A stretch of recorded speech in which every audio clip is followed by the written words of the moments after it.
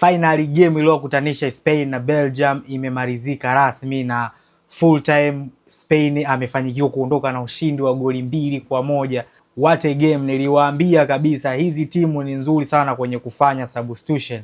Unaweza kuona Belgium waliingiza substitution kadhaa ambazo nazo pia ziliwalipa kinamna fulani, lakini kitu kimoja tu ambacho ndo kilichokuja kuwagharimu kutoa kuumia, yani kitendo cha kutoa kuumia tu basi, na pale ndo Belgium ni sasa na amepoteza game. Anaingia Lemens ambayo kidogo naweza nikasema hana uzoefu na mashindano makubwa kama haya, lakini ndo hivyo, kosa dogo la kujaribu kuunyaka mpira ambao ulipigwa shuti kali na Pau Kubasi, pengine labda angeamua kuutolea nje angekuwa kwenye safe side, lakini yeye akachagua kutaka kuumeza kabisa, na hichi ndilicho kuja kutokea. Mpira umedunda na Mikel Merino akiwa sharp sana kwenye eneo la boksi na kuandikia Spain goal la pili. Belgium kwenye hichi kipindi cha pili wameanza vizuri, lakini kadri muda wa game ulivyokuwa unazidi kwenda ndivyo walivyokuwa wanaanza ku lose hope, na hivyo wakawa wanategemea kuwa labda waende kwenye dakika 120 pengine wanaweza kupata faida nzuri zaidi, kitu ambacho Spain hakuwa anataka.